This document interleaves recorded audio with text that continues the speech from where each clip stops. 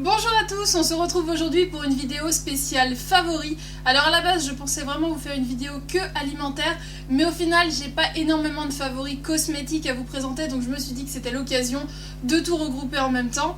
Alors j'ai pas mal d'emballages en fait que j'ai conservé pour vous en reparler, puisque certains produits je ne les ai plus, mais je les ai tellement adorés. Et d'autres je les ai pas trop aimés. Donc je me suis dit, voilà, ce sera beaucoup plus simple de tout vous présenter comme ça. Vous arriverez, je pense, à les retrouver facilement en magasin.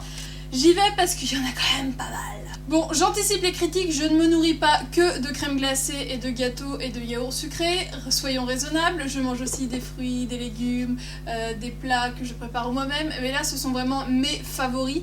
Et clairement, entre une glace caramel avec son petit coulis et des brocolis vapeur, je préfère la glace, donc je ne vous parle pas des brocolis vapeur, mais j'en mange aussi, rassurez-vous. Alors, tout d'abord, j'ai eu un gros coup de cœur pour des produits de chez La Laitière, et j'ai testé déjà trois parfums. J'en ai encore dans le frigo d'ailleurs, je les adore. J'en ai même déjà racheté entre temps. Ce sont les liégeois au yaourt lit de framboise. Donc normalement, voilà, ça se présente en petits packs comme ceci. Et clairement, ce sont des yaourts que j'adore. Les framboises, je les ai déjà rachetés.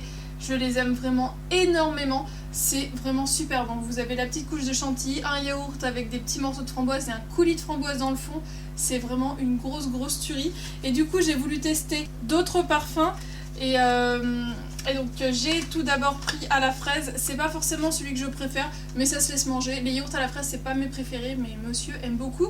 Donc voilà, franchement, ils passent bien, même si ce sont pas mes préférés, encore une fois. J'ai également pris ceux à la pêche. Franchement, ceux-là aussi, ils sont pas mal du tout. Ils sont vraiment très bons.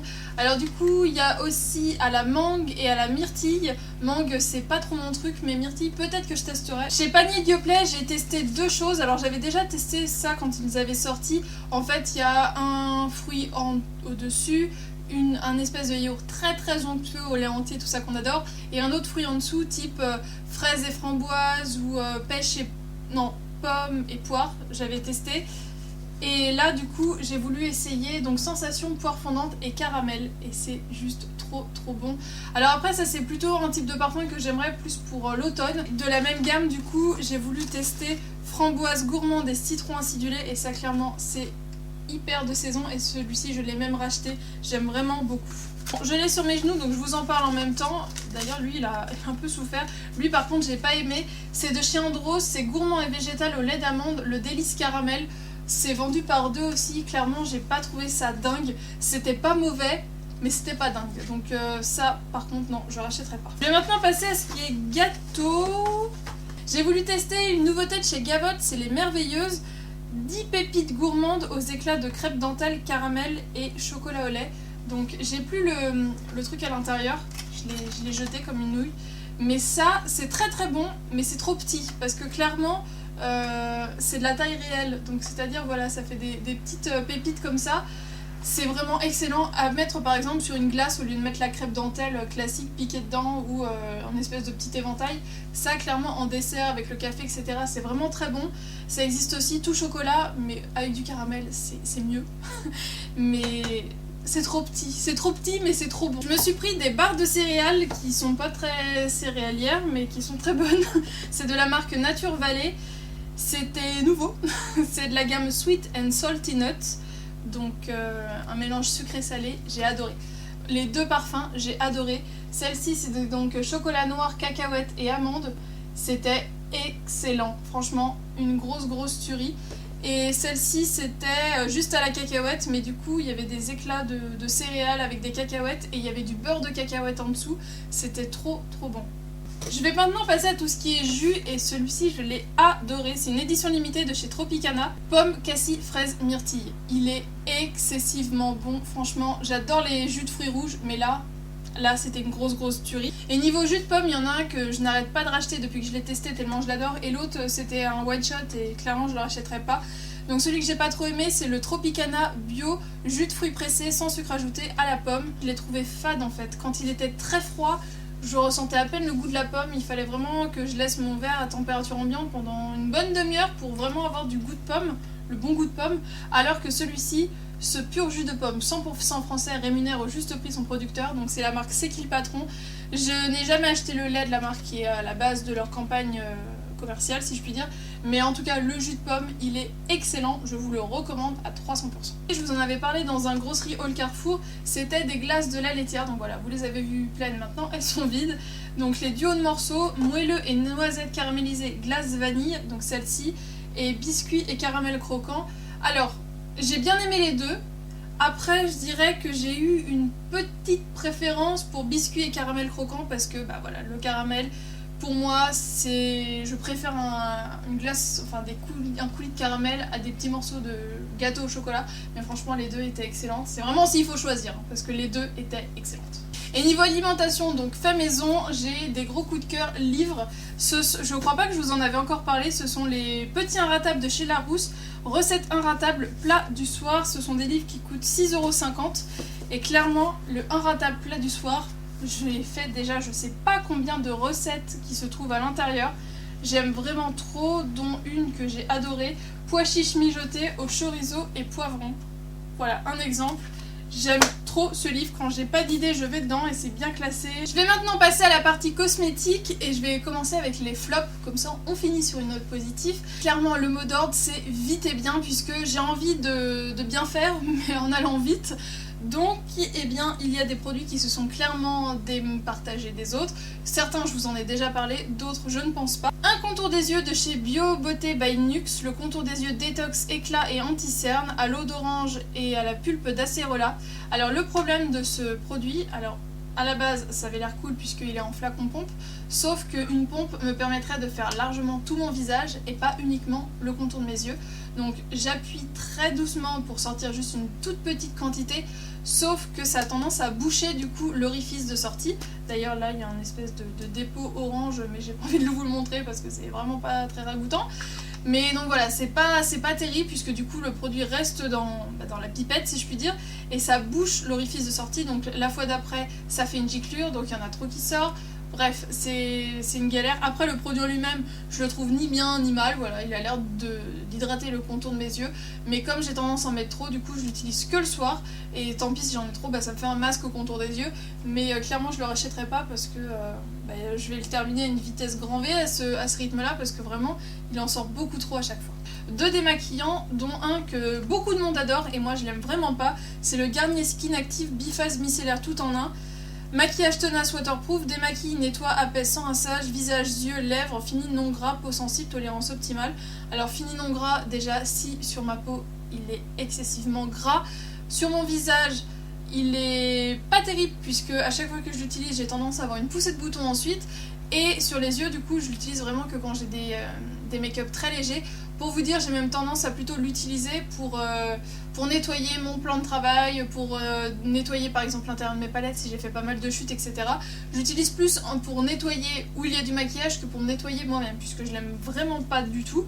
Et l'autre, c'est un peu dans le même style, c'est cette fois-ci de chez L'Oréal, c'est l'eau biphasée micellaire, nettoie des maquilles spécial waterproof, visage, yeux et lèvres, eau purifiée plus huile démaquillante, tout type de peau même sensible, sans frotter, sans effet gras, sans rinçage, sans parfum et sans alcool. Et lui en fait je le trouve pas efficace. Sur le visage je trouve qu'il a une tendance à tirer, à arracher, enfin je sais pas, ça fait un effet de frottement que j'aime pas du tout. Alors que j'adore leur eau micellaire classique pour peau sensible ou déshydratée, je sais plus, enfin qui a des écritures bleues. Ça du coup je l'utilise vraiment que sur les yeux et quand j'ai à la limite que du mascara. Là ça fait le job, je n'utilise pas de waterproof, mais voilà, pour un maquillage très léger des yeux, c'est comme ça que j'arrive à le passer. Comme je vous l'ai dit, le mot d'ordre le matin pour se maquiller c'est vite et bien, et là clairement, pour être très honnête avec vous, je vais pas être du tout originale, j'ai utilisé essentiellement les Naked Basic et Basic 2. Et en fait je suis contente puisque je les avance. Je vous en avais déjà parlé que ma basique elle avait chuté et du coup la couleur la plus foncée avait pas du tout apprécié, donc il me reste un petit morceau d'accroché, mais clairement je peux plus l'utiliser quand je pars en déplacement ou ce genre de choses, et vous pourrez constater que la couleur WOS, je sais plus à quoi cela correspond, j'arrive à bien la creuser, je l'utilise quasiment tous les jours de toute façon pour le dessous de mon arcade sourcilière, ou vraiment quand j'ai pas le temps, juste pour unifier ma paupière, pour retirer cet aspect un peu gras, même si je mets une base à paupières, avoir un effet vraiment unifié et propre. Donc voilà, pour ça elle est vraiment bien. Une autre palette par contre, cette fois-ci visage, j'ai craqué pour celle-ci, la Blush Bar de chez Benefit. Alors, on dirait que je l'ai quasiment pas utilisée et pourtant. Donc pour vous expliquer, le Rocketer je ne l'utilise pas du tout puisque je l'ai en mono, donc je veux le finir, on s'entend, avant que j'arriverai à le finir il va se passer 3 vies. Par contre j'ai pas mal utilisé le Gold Rush, donc la nouveauté de chez Benefit, qui a donc pu sa couche de paillettes. J'ai pas encore utilisé le California puisque je le trouve un peu trop peps, un peu trop doré pour ma carnation actuelle. Par contre le Dandelion, ce petit rose clair que je trouvais magnifique et que j'hésitais toujours à m'acheter, là je me suis dit bon, je veux le Gold Rush, je veux le Dandelion, c'est dans la même palette, c'est moins cher que d'acheter les deux séparément. Le Rocketer, je l'adore, j'en aurai un de plus. Le Hoola, je l'utiliserai quand je serai un poil plus bronzé puisque là je pense qu'il sera trop. Et le California pour l'été, ce sera cool. Donc voilà, j'en ai profité, surtout que j'avais un bon de réduction. Niveau reste du visage, du coup j'ai 5 produits. Donc tout d'abord dans les yeux, de mascara, le Paradise Extatique de chez L'Oréal. Je vous en ai pas mal parlé, je l'aime vraiment toujours autant. Et je veux avancer sur mes miniatures, donc je me suis attaquée au Better Than Sex de Too Faced. Et franchement, je l'aime vraiment beaucoup. Alors, au début je faisais un peu le comparatif puisque les deux brosses se ressemblent beaucoup, mais au final le Paradise Extatique a une texture beaucoup plus collante, beaucoup plus étoffante, alors que le Better Than Sex lui va vraiment plus apporter de la longueur et être moins collant. En fait c'est une différence de texture, les brosses se ressemblent beaucoup mais de toute façon rien que sur les brosses on se rend compte que le Paradise Extatique est beaucoup plus blindé de produits que le Too Faced, donc voilà, en fait la différence se fait surtout là-dessus pour moi, parce que les deux après apportent vraiment un volume très sympa. Et au niveau des lèvres, j'ai 3 produits chouchou, donc tout d'abord 2 de chez Rimmel, que j'ai ressorti, d'ailleurs il y en a un, il a tellement souvent été en vadrouille avec moi que ça commence à s'effacer ses écritures. Ce sont les Color Rush, celui-ci c'est You Not an Illusion, ça se termine par Moving mais j'ai plus le début. Ce sont donc des rouges à lèvres crayons, qui se twist à la base, donc très pratique. Et en fait je les adore tout simplement puisque la couleur de base est très présente et surtout c'est une couleur qui reste, en fait c'est un fini brillant, mais à partir du moment où on va beaucoup parler, où on va manger, etc., la couleur, le côté brillant va s'estomper, mais le côté coloré va rester. En fait on va avoir les lèvres colorées sans l'aspect brillant et sans démarcation, genre il y en a encore sur l'extérieur mais pas à l'intérieur, et donc pour ça c'est vraiment chouette, c'est vraiment de jolies couleurs. Et là du coup ça a vraiment été mes couleurs du printemps, un petit mauve et un petit brique pêche, c'est un peu entre les deux couleurs.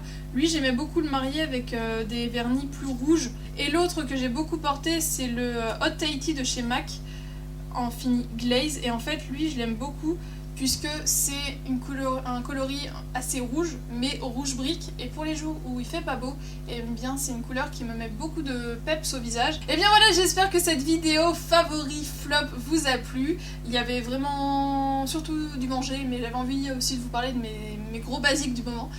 Dites-moi quels sont vos basiques là pour cette fin d'hiver et l'été qui essaye d'arriver. Enfin on est encore au printemps, hein, calme-toi Nono.